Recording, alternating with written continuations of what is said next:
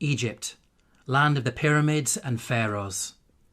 One of the most studied and scrutinized civilizations of the ancient world, and yet it remains veiled in mystery. In this video, we are going to see that the Qur'an reveals secrets about Egypt that until recently were lost to mankind.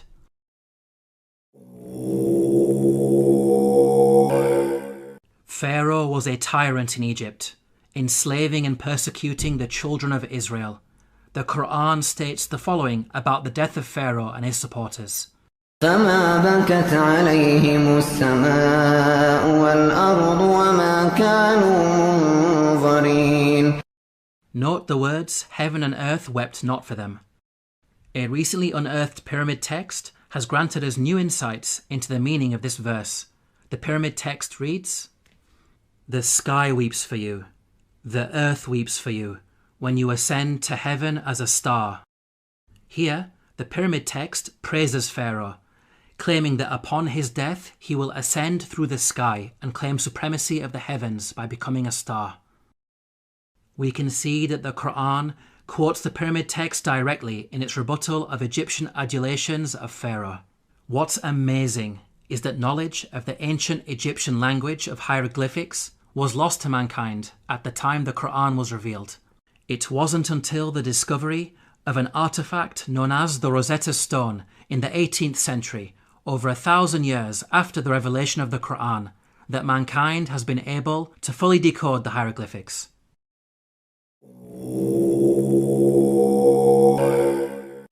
When you hear the word Pharaoh, what comes into your mind? Most people think of the supreme ruler of Egypt. This is correct, but the word did not always refer to the supreme ruler. Ancient Egyptian history is divided into different periods. The word Pharaoh, Egyptian Perah, had different meanings depending on the period of Egyptian history. Historically, the word Pharaoh only started being used as a title for the supreme ruler much later in Egyptian history, during the New Kingdom period. Before this, the word meant great house and was used to refer to the royal palace. The Encyclopedia Britannica states, Pharaoh, originally the royal palace in ancient Egypt. The word came to be used for the Egyptian king under the New Kingdom. Let's now analyze the Qur'an's accounts about Egypt in light of these historical facts. Like the Bible, the Qur'an discusses the prophets Joseph and Moses, who both spent time in Egypt. Joseph is dated by scholars to either the Middle Kingdom or Second Intermediate period, well before Pharaoh meant ruler. In the story of Joseph, the Qur'an repeatedly uses the word king to refer to the ruler of Egypt. He is never once called Pharaoh. Moses is dated by scholars to the New Kingdom period. In the story of Moses, the Qur'an repeatedly calls the ruler Pharaoh. He is never called king. We can see that the Qur'an is accurate in its use of language when it comes to describing the leader of Egypt at different periods in its history. How could the author of the Qur'an have known this? The only source of information about ancient Egypt that would have been readily available are the Bible-based stories. To claim that the Qur'an copied from the Bible is problematic because the Bible uses the word Pharaoh to refer to the Egyptian ruler in the story of Joseph, which is historically inaccurate. The Qur'an cannot have copied from the Bible because the Qur'an corrects the Bible.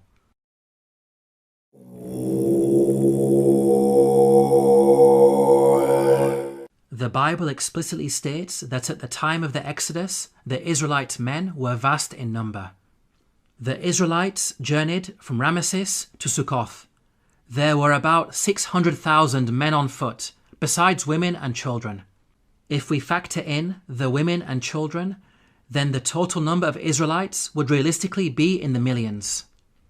This claim of a vast nation is problematic in light of other information that the Bible provides. Firstly, Pharaoh is said to have appointed 2 midwives to deliver and murder Israelite babies. The king of Egypt said to the Hebrew midwives, whose names were Shiphrah and Puah, "When you are helping the Hebrew women during childbirth on the delivery stool, if you see that the baby is a boy, kill him." 2 midwives would only be sufficient for such a task if the Israelites were small in number and giving birth to a manageable number of babies. 2 midwives would not be sufficient for a vast nation of millions. Secondly, the Bible tells us that after the Exodus, God informed Israel that they would not be granted the land of their enemies straight away. But I will not drive them out in a single year, because the land would become desolate and the wild animals too numerous for you. Little by little, I will drive them out before you, until you have increased enough to take possession of the land. Note the reason for the Israelites being denied immediate possession of the land. It is said that wild animals will overpower them.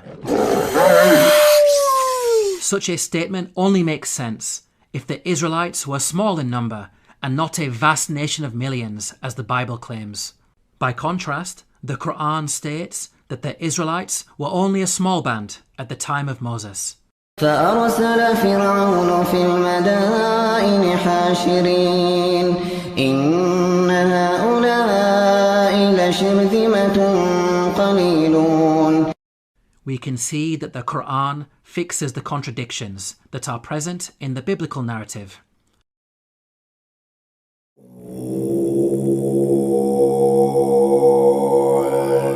The Qur'an states that the punishment of crucifixion was used in ancient Egypt from the time of Moses all the way back to the time of Joseph.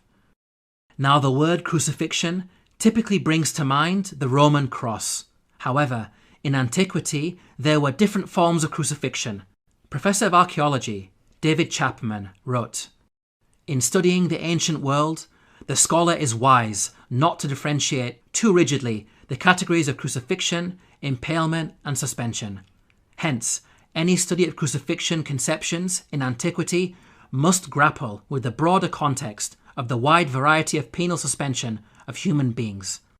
The Arabic words translated as crucified in the Quranic verses all contain the root word solaba.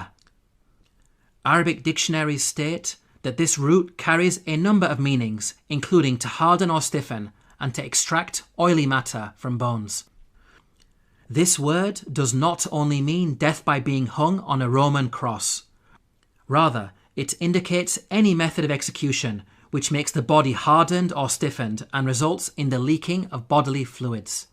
So, impalement, suspension, and the Roman cross are all included without making any distinction.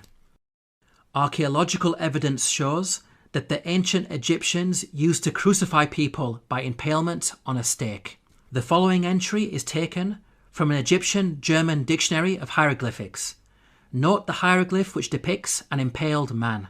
This is a punishment that was used throughout the different periods of ancient Egypt. The Abbot Papyrus is dated to the New Kingdom period. It mentions an oath that includes impalement. He took an oath on pain of being beaten and of being impaled. The earliest evidence for crucifixion by impalement is Papyrus Bulaq 18, which is dated to the early Second Intermediate period. It states, "A bloodbath had occurred with wood. The comrade was put on the stake." We can see that crucifixion by impalement on a stake was carried out during the New Kingdom period, and at least as far back as the Second Intermediate period. These time periods cover both Moses and Joseph, which shows that the Qur'an is historically accurate. As well as mentioning crucifixion, the Qur'an also narrates the following threat of mutilation made by the Pharaoh of Moses.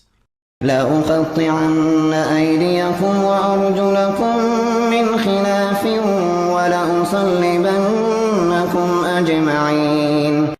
Historically, we know that capital punishment in ancient Egypt became more severe with the advent of the New Kingdom period, which is the time of Moses.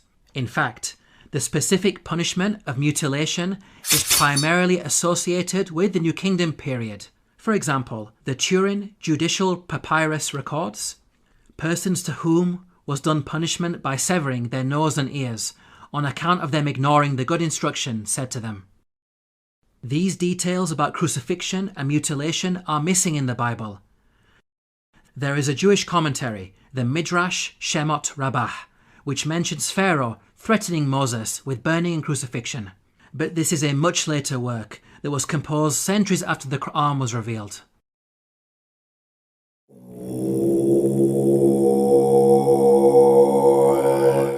Neither the Bible nor Qur'an identifies the Pharaoh of Moses by name. We can use the details provided in the scriptures to try to identify the Pharaoh. Both scriptures speak of the Israelites being taken into slavery before the birth of Moses. The use of Semites for slave labour occurred only during the New Kingdom period. So, we can place Moses somewhere in the New Kingdom period. This gives us a list of 33 possible pharaohs. Both scriptures also speak of an exodus of the Israelites out of Egypt. The Merneptah stele is an important artifact that contains the first explicit reference to Israel in the archaeological record. It is dated to around 1208 BCE. It discusses the land of Canaan and mentions the Israelites in relation to Canaan, indicating that the exodus had already taken place by this date. The artifact is contemporaneous to the pharaoh Merneptah. This means that the exodus had to take place before Merneptah, since Merneptah was alive and in power after the exodus and not drowned in the sea. This establishes an upper boundary in the timeline of the pharaohs.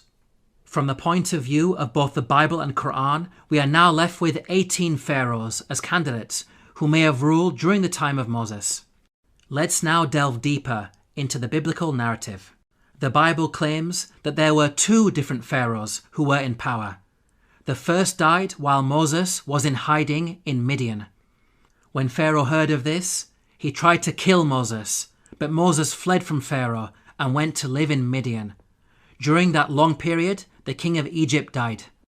The new Pharaoh continued his predecessor's persecution of the Israelites, and it was his second Pharaoh who was later drowned when Moses crossed the sea. The Bible gives us a timeline for these events. The burning bush encounter with God took place when Moses was 80 years old.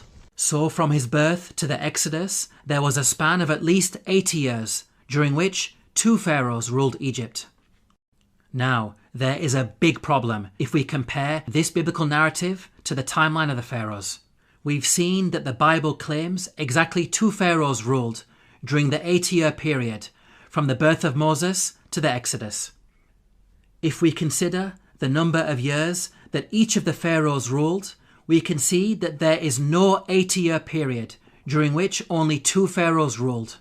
Any given 80-year period will give you at least 3 pharaohs in power. We can see that the biblical narrative contradicts the historical evidence. Let's now compare the Quranic narrative. Unlike the Bible, the Qur'an depicts a single pharaoh reigning from the birth of Moses all the way up to the Exodus. The Qur'an informs us that Moses fled to Midian when he reached the age of maturity. The Qur'an defines the age of maturity as 40 years old. The Qur'an also informs us that during his time in Midian, Moses spent 8 to 10 years in the service of his father-in-law before returning to Egypt to face Pharaoh. This means that Moses was at least 48 years of age when the Exodus happened. The only Pharaoh during the New Kingdom period who had such a lengthy reign as an absolute ruler was Ramesses II, who ruled for 66 years. The Quranic account is perfectly in line with the historical evidence and fixes the chronological issues that are present in the biblical narrative.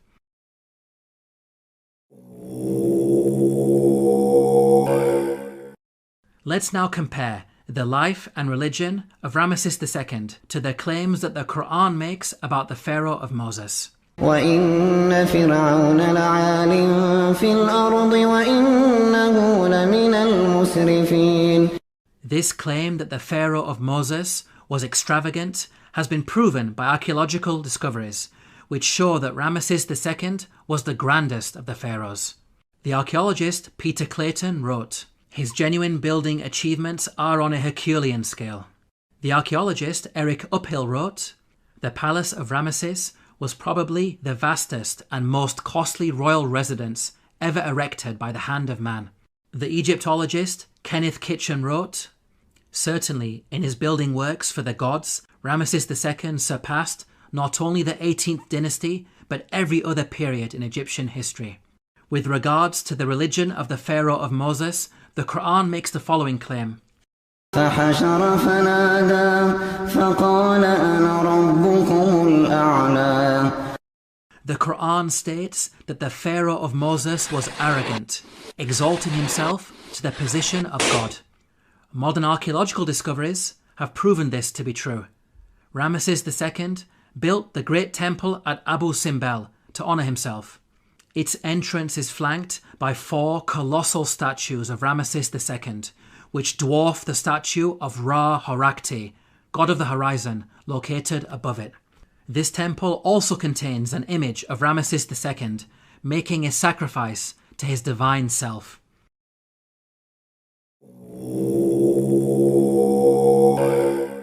The Qur'an makes the following claim about the Pharaoh of Moses, who God drowned in the sea. فاليوم ننجيك ببدنك لتكون لمن خلفك آية. We can see that the Qur'an explicitly states that the Pharaoh's body will be preserved as a sign for future generations. Note that the Qur'an never makes such a statement about any of the other destroyed nations that it discusses, typically stating that their abandoned buildings and ruins have been made signs for later generations. This claim about a body being preserved is unique to the Pharaoh of Moses. The body of Ramesses II was discovered by archaeologists in the year 1881 CE. The mummy has been on display in the Cairo Museum, and over the last century, it has been seen by millions of tourists from all over the world. In the following documentary, Sir Tony Robinson states that Ramesses II is one of the few pharaohs whose body has survived largely intact. Just across the river from Luxor lies the famous Valley of the Kings, where Ramesses himself was buried. His mummy was discovered in 1881. One of the few pharaohs whose body has survived largely intact. Historically, priests had concealed his body in a secret location in the year 1000 BCE because of a problem with grave robbers. Nothing was known about his mummy in the intervening period of almost 3,000 years. At the time the Qur'an was revealed, the whereabouts and fate of Pharaoh's body was unknown. During the 3,000-year period in which the body was hidden, it could easily have been damaged or stolen. It may have even remained lost forever, locked away in its secret location, never to be rediscovered. If you think about it, these statements in the Qur'an are not only historically accurate, but also represent quite a bold prophecy.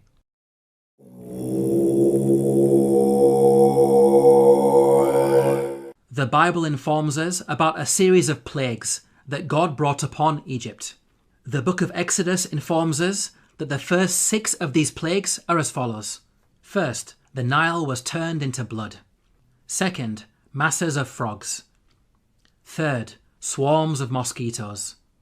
Fourth, swarms of flies. Fifth, the death of livestock. Sixth, boils on people and animals. Now at first glance, this series of plagues in the biblical narrative may seem random and unrelated. However, the Qur'an sheds light on these events. The Qur'an states the following about the divine punishments against Egypt. فأرسلنا عليهم الطوفان والجراد والقمل والضفادع والدم آيات مفصلات فاستكبروا. Notice the first punishment mentioned by the Qur'an, a flood. This is an important detail that is not found in the Bible. This punishment of a flood actually explains the 6 seemingly random and unrelated plagues in the biblical narrative. A flood would result in high concentrations of red earth entering the Nile River and causing a blood-like colour, killing fish and making the water undrinkable, as described in the biblical narrative. This phenomenon is attested to historically, as recorded by a Middle Kingdom Egyptian sage. See, the river is blood. One shrinks from other people and thirsts for water. The rest of the biblical plagues are also easily explained as a consequence of the flood. Frogs, mentioned in plague number 2, are known to fill the land after Nile floods. The death of the frogs recorded in the biblical narrative can be caused by contamination of anthrax that was carried over from the rotting fish. Mosquitoes, mentioned in plague number 3, proliferate after Nile floods, as the pools of water left over from the flooding would have allowed them to overbreed.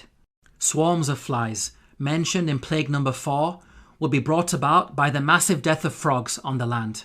The death of pasturing livestock, mentioned in plague number 5, can be explained by anthrax, as brought on the land by the frogs. The boils on humans and cattle, mentioned in plague number 6, may have been caused by bites. The stable fly in particular is infamous for its vicious biting of mammals. We can see that the Qur'an's mention of a flood easily explains the biblical plagues, which are not random as initially appears to be the case, but in fact a series of interrelated events.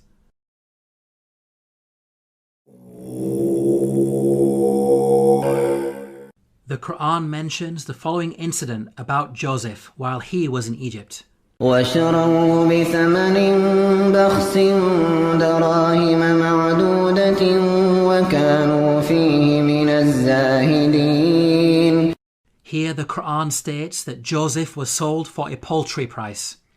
The Arabic phrase used is darahima ma'dudatin, which contains the words dirham and ma'dud. Dirham means a unit of silver coinage or weight. Ma'dud means countable or limited in number. So the Qur'an is making the claim that Joseph was sold for a small amount of countable silver. There is plenty of historical evidence that standardized units of silver were used in transactions in ancient Egypt. Small pieces of silver, known as shati, were used in trade. The tomb of Nyankhnum and Khnumhotep is dated to the Old Kingdom period. It contains a scene of a busy open-air market with goods for sale. Cubits of cloth, for example, are said to be sold for 6 shati. The Rind mathematical papyrus is dated to the Second Intermediate period. It discusses the relative values of gold, silver and lead in terms of shati. Small silver bars bearing the name of Pharaoh Tutankhamun have been dated to the New Kingdom period. They are inscribed with a hieroglyphic which states, Tutankhamun, ruler of Heliopolis in Upper Egypt. Until recently, historians believed that the minting of precious metals was a later Greek invention. These recent Egyptian archaeological discoveries have forced historians to completely revise their understanding of coinage in the ancient world. How is it possible that such knowledge was revealed in the Qur'an nearly 1,500 years ago? The Bible mentions that Joseph was sold for 20 of silver. However, this sale is said to have taken place with some Arabs outside Egypt.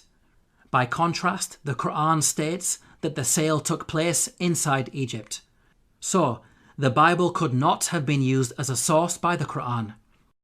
It is in fact the Bible that contains historical errors when it comes to coinage.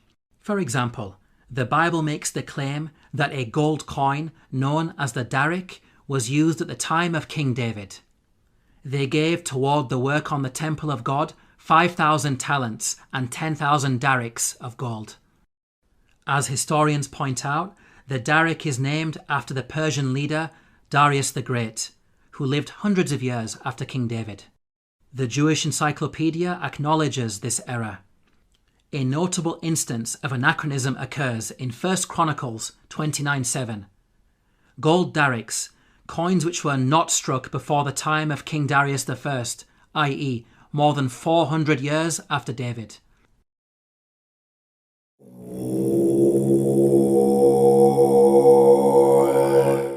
The Qur'an narrates the following conversation between the Pharaoh of Moses and an individual referred to as Haman. وقال فرعون يا هامان ابن لي صرحا لعلي أبلغ أسباب السماوات فأطلع إلى إله موسى وإني لأظنه كاذبا.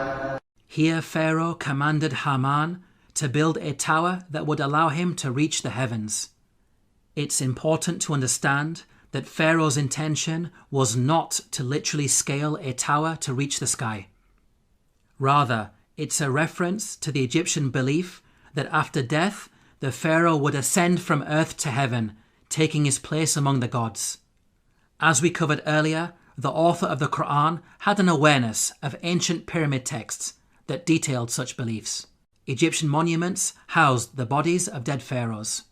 These monuments acted as a bridge between this world and the next. They were filled with religious writings that served as instructions to help the dead pharaoh ascend to the heavens. Hence, the person in charge of constructing such a monument for Pharaoh would not only need to be skilled in architecture, but also highly knowledgeable in religion, a builder-priest of sorts. Let's now turn to history to see if we can identify an individual known as Haman, who was both a builder and a priest. Earlier we concluded that Ramesses II was the pharaoh at the time of Moses, so we will focus on this time period. A block statue in the Egyptian Museum of Munich contains a biographical account of the life of a high priest named Baken Khonsu. In his own words he states, "I am one truly reliable, useful to his Lord, who performs beneficent deeds within his temple.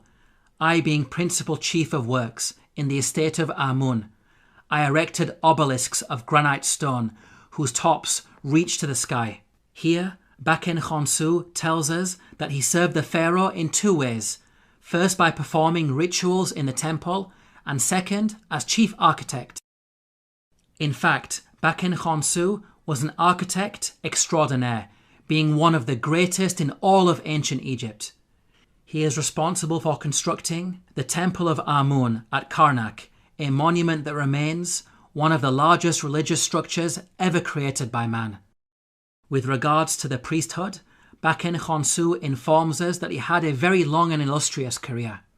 "I was a third prophet of Amun for 15 years. I was a second prophet of Amun for 12 years.